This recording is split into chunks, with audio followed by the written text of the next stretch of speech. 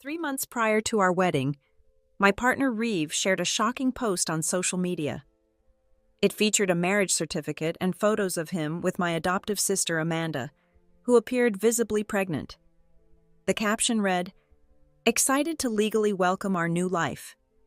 Amanda responded with a bashful emoji, and even my mother approved with a thumbs up, commenting, "Once the baby arrives, I'll take care of everything. You two enjoy your time as a couple." Confused and hurt, I replied with a simple, which only led to a harsh response from Reeve. He explained that this arrangement with Amanda was temporary, just for the child's sake, and reassured me that things would return to normal once the baby was born. He argued that getting the legal formalities sorted out before our own wedding was practical, as my mother had suggested we wait to have a child first. Feeling a mix of emotions, I withdrew from the conversation and removed all traces of Reeve from my social media. In their place, I posted a new status. "In search of a groom. Any takers?" Reeve's immediate reply was dismissive, accusing me of overreacting. "Cynthia, it's not what you think. I'm not really leaving you. Why would you think a post could make me jealous?" His words were echoed by Amanda, who assured me that the marriage was purely for the child's legitimacy and that she had no intentions of keeping Reeve afterward. My mother scolded me for not seeing the benefits of this arrangement, and Reeve's friends chimed in, jokingly calling us all one big family. As the mockery continued, I felt increasingly isolated and misunderstood. Tears began to blur my vision, and as they fell onto my phone screen, I realized the absurdity of the situation. These people were turning their mistakes into my fault, but I refused to let their shamelessness affect me. Wiping my tears away, I noticed a comment that stood out among the rest. It was from Ryan, a friend I'd grown up with but lost touch with after he went abroad and I started dating Reeve. His message was simple: "Can I be your groom?" In a whirlwind of emotions, I watched as Ryan, who had silently observed all this from afar, made his move. He dialed my number, ready to reconnect after all these years. "Cynthia, I've harbored feelings for you for quite some time now," Ryan confessed, his voice tinged with a mixture of hope and nervousness. "Unlike your sister, whom I've never cared for, I've kept my life straightforward. No complicated ties, no ex-girlfriends to speak of," he added, emphasizing his unencumbered past focused solely on his career. A wave of nostalgia hit me as he spoke. I remembered a childhood incident where I was awarded 2 candies by our teacher, Ryan's favorites, yet he didn't eat them, saving both for me. His consistent, genuine kindness over the years suddenly made the room feel smaller. Emotion constricted my throat. "Yes, I'm willing," I managed to say. Love, so elusive and often painful, had left its scars on me. I had contemplated solitude, which seemed a comforting alternative, until I recalled my grandmother's dying wish for me to find someone steadfast to support me. Reeve had proven unworthy, but Ryan? He would have made her content. "Really?"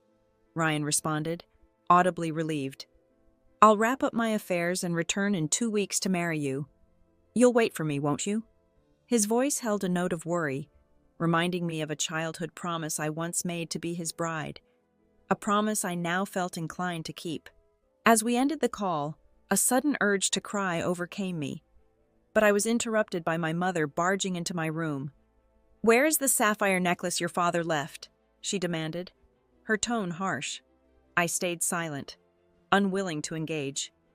"What's with your attitude?" she scolded. "Your sister merely admires it and wishes to borrow it for a few days."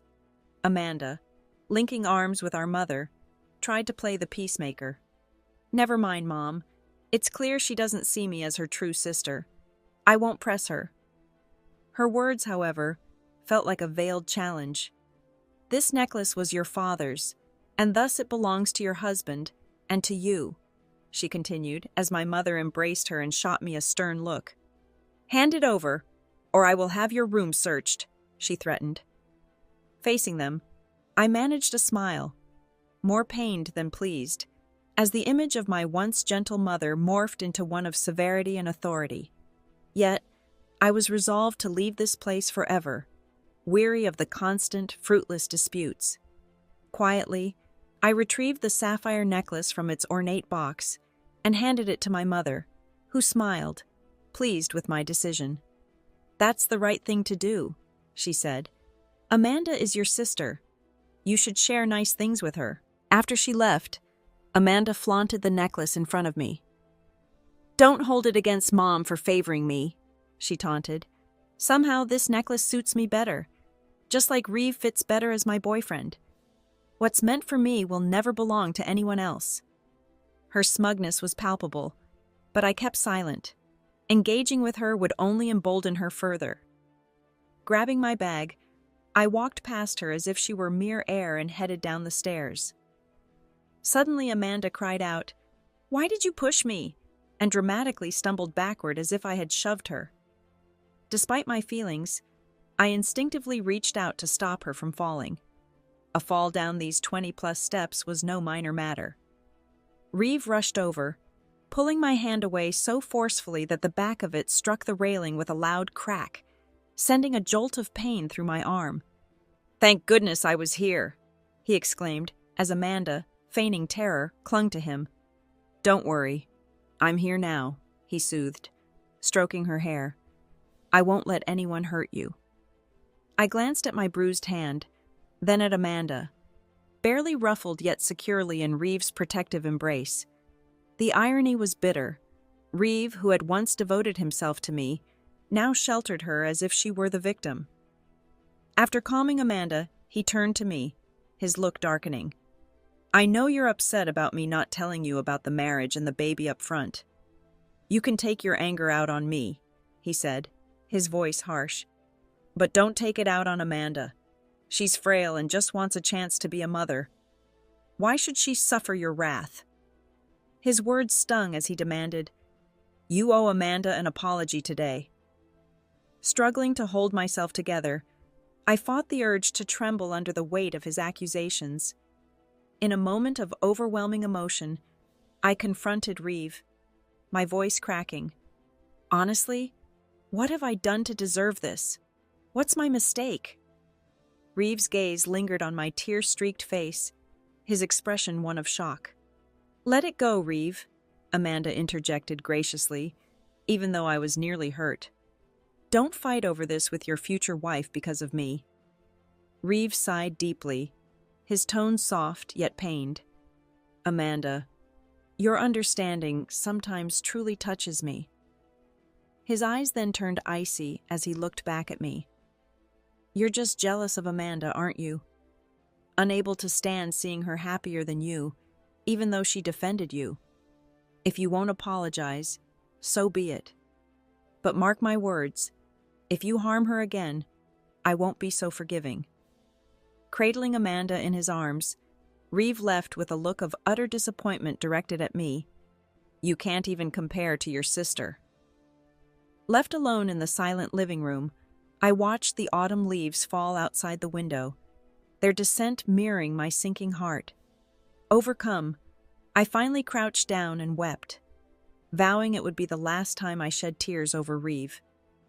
That afternoon, Reeve updated his social media with a series of 9 images, each showcasing different parts of a beautifully arranged home.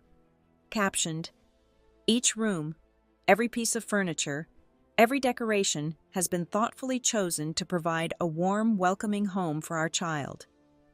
The post quickly filled with congratulatory messages celebrating the upcoming arrival of their child and the presumed happiness of our union. Amidst the flood of well wishes, Amanda clarified with a startling comment, "Please don't be mistaken. This isn't Cynthia's wedding home. It's mine." A hush fell over the comment section, the atmosphere turning awkward. I was the one to break the silence, my comment cutting through the tension. "Looks like it's a game for 3, and I'm stepping out. I wish you both happiness." With that, I disengaged, no longer caring about the fallout or their responses. Within moments, I decisively unfriended Reeve and Amanda on social media. Reeve immediately called, his tone laced with frustration. "Cynthia, are you done with your dramatics?" I responded with composed detachment. "I'm not causing a scene." Reeves' anger flared. "Your comments on my post are outright slander. Do you feel vindicated calling Amanda a mistress? If this continues, we might as well not marry at all." His words were cold and cutting, but my heart remained unmoved, like still water, calm and undisturbed. "Why would I settle for someone second-hand?" I retorted and hung up. The word second-hand seemed to have hit a nerve. He tried calling repeatedly, but I ignored him. In 10 days, I'd be marrying Ryan, and all these people would be just passers-by in my life.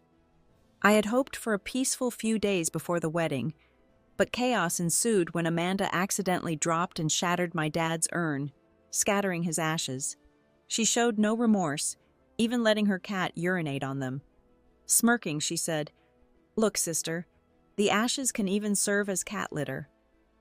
That comment ignited a fury in me that had been building for too long. Seized by anger, I grabbed a baseball bat from behind the door and swung it at Amanda as she screamed and fled, her face pale with fear.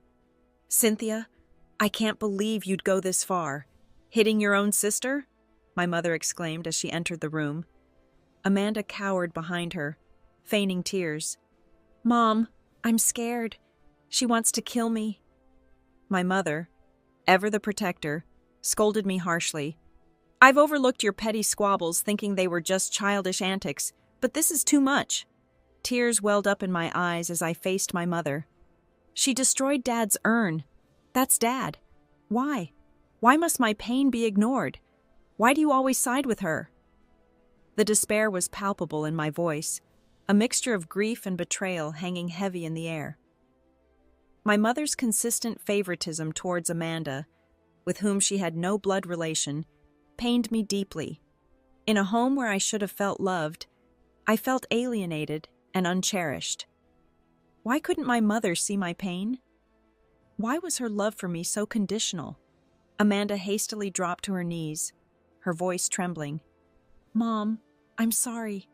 It truly wasn't intentional. Please forgive me, or I might as well be dead." Her tears flowed freely, but before she could continue, a sharp slap from our mother cut her off and landed across my face. "Enough," she snapped. "They're just ashes, aren't they? He's gone. Are the ashes really worth more than the living?" Her words were like a final blow, erasing any remaining affection I had for her. Fine, I thought. I can leave without any regrets. I didn't glance back at my mother, who stood there, shocked, as I wiped the blood from my lip and headed upstairs. Realizing that my presence was nothing but a burden, and with Amanda taking over my room, I decided it was best to leave this house. I quickly packed some clothes, leaving behind anything my mother or Reeve had given me, including old photographs which I burned, determined to cut all ties cleanly. As I dragged my suitcase downstairs, my mother was tending to Amanda. Her cold gaze met mine. "Just a few harsh words and you're running away?" she accused. "Go then, and bring some peace back to this house. Return only when you marry Reeve." Silently, I took one last look at her. She didn't know about my changed plans, and I had no intention of telling her that my wedding was in just 10 days. Not to Reeve, but to Ryan. I wanted to keep them all away from my new beginning. Outside, waiting for my ride, Reeve pulled up. "Cynthia, what are you doing? Moving out?" he asked, his brow furrowed in confusion. "Don't make things more difficult. I've already given that wedding house to Amanda. Don't cause trouble." Ignoring him, I continued walking past his car, but he grabbed my arm, his desperation clear. "Cynthia, must we end things on such bad terms? Can't we return to how things were?" His plea was pathetic considering his betrayal. "You chose her over me, Reeve," I replied, pulling away. "Expecting us to be happy after that is delusional." With that, I stepped into the waiting car, leaving behind the chaos and hurt, ready to start anew, far from the wreckage of what was once home. How do you still have the audacity to question me? I asked Reeve, incredulous at his unrelenting grip on past issues despite my countless explanations. Can't you move past this? Maybe show a hint of understanding?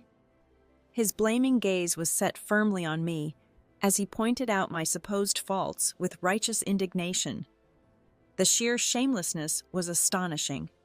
If Amanda is so reasonable, why not marry her? I countered.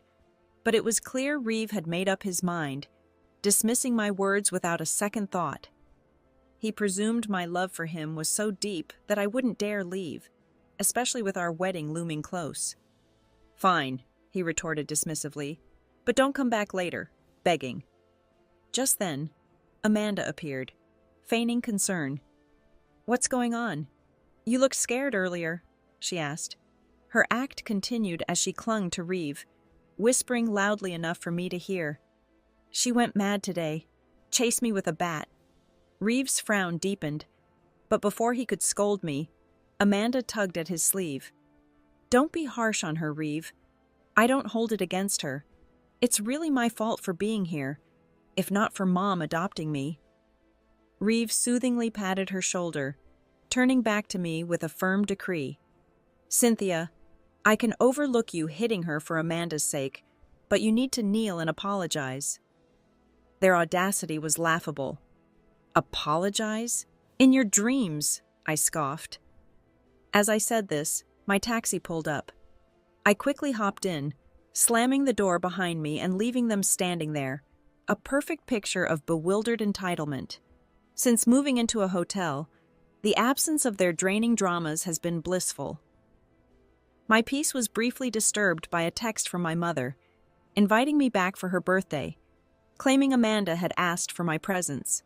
When you see her, remember to say thank you, the message finished. I remembered her birthday, of course, but gone were the days when I would hustle to orchestrate the perfect celebration for her. That place was no longer my home, and she was no longer the mother I once cherished. As the noon sun shone brightly, I sat enjoying a meal, relishing the calm and the distance I'd put between myself and that former life. After my absence at the birthday celebration became noticeable, my mother sent another probing text. Why aren't you here yet? Reeve is already here, and as a daughter, you should be too. What does this look like? I'm not even upset about the lack of a birthday party, but are you still upset about that slap? Her message suggested I should emulate Amanda's kindness and generosity, which only soured my mood further. Frustrated, I quickly added her number to my blacklist. Just as I regained a moment of peace, Reeve's call broke through. Where are you? Stop being dramatic and come here, or people will think something serious happened between you, Amanda, and your aunt to make you miss your own mother's birthday. Remembering I hadn't yet blocked his number since deleting him from Facebook, I swiftly ended the call and ensured he too was blacklisted. With my phone finally silent, I finished my meal and received a message from my good friend Sophie. She had just wrapped up a 3-month project and was eager to celebrate. Her invitation to join her at a bar was a welcome distraction. Upon arriving, I found her engaged in lively conversation with a charming bartender. Spotting me, she waved excitedly. I haven't seen you in days, Cynthia. You look thinner. Has someone been troubling you? After sharing that I'd called off my wedding with Reeve, Sophie enveloped me in a comforting hug, her empathy palpable without needing many words. As we drank, I poured out my pent-up frustrations. Sophie's face mirrored my distress as she declared, "He doesn't deserve you. Someone like that should have been out of your life long ago." Our heartfelt conversation was abruptly interrupted by a drunk man who stumbled over to us. "What's this? 2 ladies drinking alone? Maybe Reeve should take you home instead," he slurred, reaching out and placing his hand on my shoulder. I tried to shrug him off, repulsed by his audacity and the unwelcome contact, but he was surprisingly persistent and difficult to fend off. Struggling in vain, I couldn't break free. Sophie, too, was roughly shoved to the ground. The onlookers merely watched, none stepping forward to help. Suddenly, I felt strong arms encircle me from behind, and with a swift kick, The drunken man was sent staggering away from me.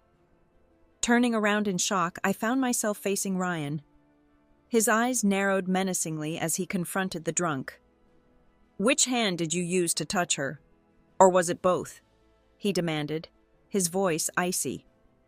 The drunk, whimpering in pain as Ryan firmly pressed down on his hand, quickly muttered apologies and scurried away. This side of Ryan was new to me. He had always been gentle and reserved. Seeing him so fiercely protective was both startling and reassuring. After the drunk had fled, Ryan turned to me with a soft smile and pinched my cheek. Lucky I got here when I did. What would I do if something happened to my fiancé? His casual use of fiancé made my heart flutter unexpectedly. Sophie, who had been helped to her feet, bombarded Ryan with questions. "Ryan, when did you get back? How come you're here?" Ryan responded with a smile. "I flew in an hour ago. I came back because I missed my beloved fiancé." His playful glance made my cheeks warm. Sophie gasped. "Wait, you mean Cynthia has agreed to marry you?" Her excitement grew as she turned to Ryan for confirmation. Teasingly, Ryan looked at me, prompting me to speak. With a mock glare, I decided to come clean. "Yes, Sophie. I've promised to marry Ryan." Her cheers filled the air. "Ryan, congratulations! All those years, your love wasn't in vain." Sophie then turned to me with a smirk. "And you, the little fool who couldn't see it.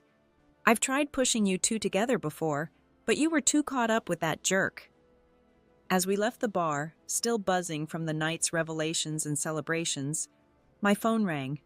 It was my friend, Rai. Her voice sounded worried. "Something's off today. He's been drinking heavily and keeps demanding more." Her concern hinted at deeper troubles, suggesting the night was far from over. He handed me a contract, and as I unfolded it, I found it to be the transfer rights to all his assets and shares. "This is all I have to offer," he said earnestly. Overwhelmed, tears blurred my vision, and I embraced him tightly. The next day, he was on a flight abroad. "Cynthia, I've commissioned a wedding dress for you from a renowned designer overseas. Once everything is settled, I'll bring it back and marry the most beautiful bride," he promised. The idea that my first wedding dress would have been from Reeve was overturned completely. It was Ryan who fulfilled that dream. Waving goodbye to him felt different now. My childhood friend had truly become my fiancé, and it filled my heart with a unique sweetness. One day, stepping out of the hotel, I encountered Reeve at the lobby entrance. Disheveled and hollow-eyed, he perked up momentarily upon seeing me, but then his spirit seemed to deflate. "I couldn't reach you, so I had someone find out where you were staying," he explained. "What do you need, Reeve?" I asked, my voice icy.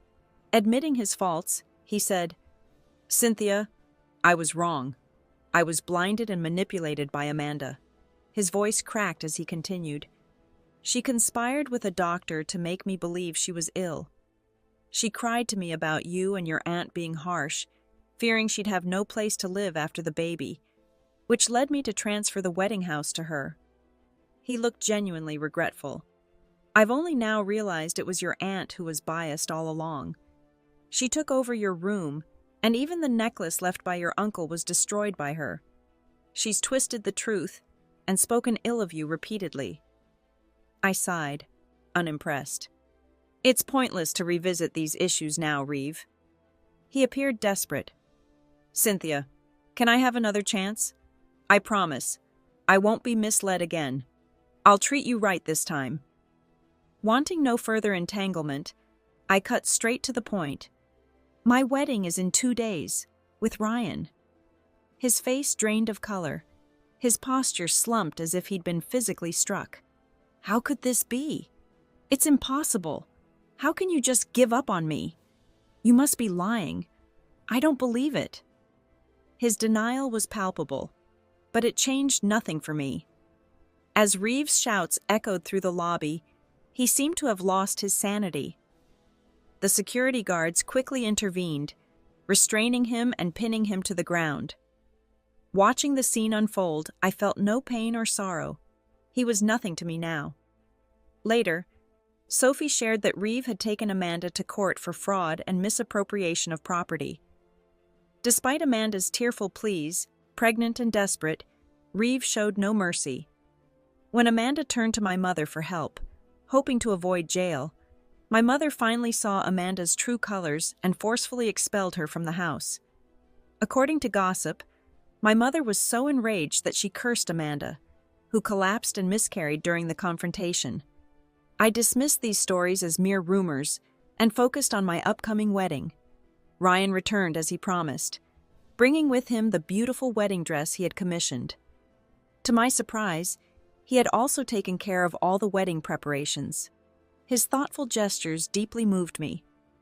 Although I initially agreed to marry him partly due to the inheritance left by my father, Ryan's consistent care and stability were genuinely touching, and I found myself genuinely falling for him. On the wedding day, I sat in the dressing room, my makeup being applied, when the door burst open. It was my mother and Reeve. My immediate frown prompted my mother to speak quickly, fearing I might send her away. "Cynthia, I'm here to apologize," she began, her voice shaky. "I've realized over the years how much I've wronged you. Instead of valuing my own daughter, I protected a thankless wolf. Can you forgive me?" I signaled the makeup artist to leave us alone.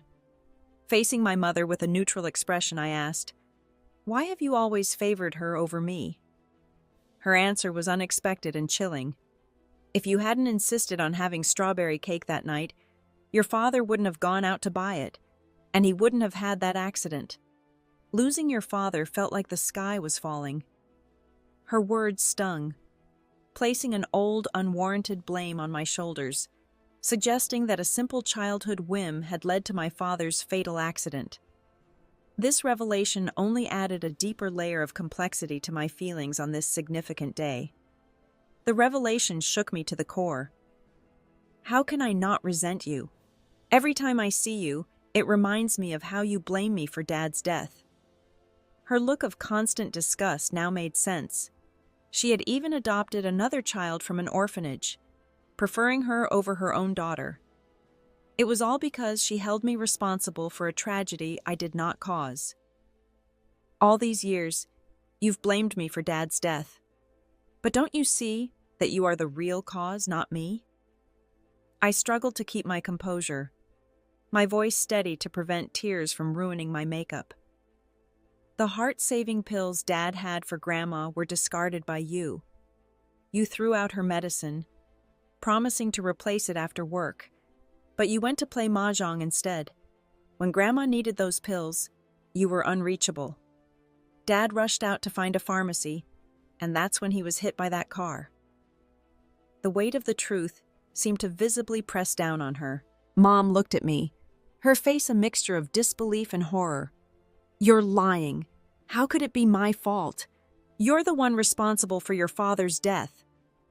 My response was low but firm. "How long will you lie to yourself? Do you think Grandma has distanced herself from you for no reason? It's because of your irresponsibility, your tendency to flee from problems and blame others. I never imagined you'd twist the narrative to make yourself the victim and me the villain." She collapsed to her knees, her facade crumbling as she sobbed. "I'm sorry. It's all my fault." Reeve, witnessing the unfolding drama, chimed in. "Cynthia, I admit I was wrong too. Can you forgive us? Come back and we can start over. Your wedding dress, our plans, I have everything prepared." "Shut up," Ryan suddenly interjected, his timing impeccable. He pulled me close, shielding me from Reeve's desperate plea.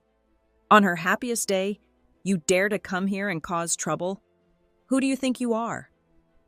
His protective embrace was a stark contrast to the manipulations I had endured from Reeve. Surrounded by Ryan's support and love, the past's shadows began to dissipate, reaffirming my decision to move forward without looking back. Watching Reeve's discomfort brought an unexpected smile to my face. Turning to Ryan, I whispered, "I don't want strangers at our wedding." Understanding immediately, Ryan nodded to the bodyguards, who then promptly escorted Reeve and my mother out of the venue. In life, some people drift away like smoke, never to stir our hearts again, while others remain and become our lifelong companions.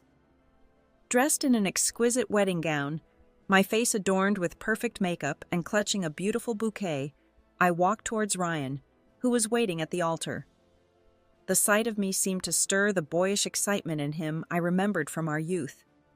His eyes, filled with joy and a touch of tears, met mine as he approached and took my hand. "Cynthia, marrying you is the blessing of 3 lifetimes," he declared, his voice cracking with emotion as he knelt on one knee, following the officiant's prompt. His gaze, deep and earnest, seemed to pull me closer into his world. He slid the ring onto my finger, his vow clear and heartfelt. "I love you, my dear wife. In this life and the next, you are my only true love." Moved by his words, I leaned in and whispered back, "Ryan, I love you too. From now on, I will love you more and more, just like you love me." His face lit up with a mixture of surprise and elation. As the crowd cheered, we embraced and shared a kiss, sealing our promises to each other. Next came the bouquet toss. "Cynthia, throw the flowers here," Sophie called out, jumping excitedly among the guests. Sharing a smile with Ryan, I playfully tossed the bouquet in her direction. She caught it effortlessly, her delight palpable as she flaunted her prize to everyone around. Our wedding day was filled with romance and joy, undisturbed by any unwelcome interruptions, only surrounded by those we cherished and who cherished us in return. We laughed, celebrated, and enjoyed every moment. Later, with a lawyer's assistance, I successfully claimed my father's inheritance. As for Amanda, I heard her life in prison was proving difficult, rumored to be by someone's design. But I focused on my new life with Ryan, filled with love and promise. After confessing her role in my father's death and her years of indifference towards me, my mother, overwhelmed by guilt, decided to abandon her affluent lifestyle. Seeking redemption, she retreated to a temple where she adopted a vegetarian diet and dedicated her days to chanting scriptures, hoping to atone for her past mistakes.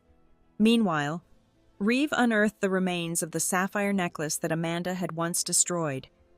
He had the pieces melted down and refashioned into a new necklace. Initially, he intended to give it to me as a gesture of reconciliation, but Ryan, protective as ever, kept him at a distance. Eventually, Reeve resigned himself to wearing the necklace himself, perhaps as a personal reminder of his losses and his hope for redemption. Years passed, and life with Ryan blossomed beautifully. We welcomed our first child, and as I watched my husband tenderly lie his ear against my belly, listening to the gentle stirrings of our unborn baby, I felt an overwhelming sense of peace and happiness. The warmth of the moment, like sunlight, filled me completely, affirming the new path my life had taken, surrounded by love and joy.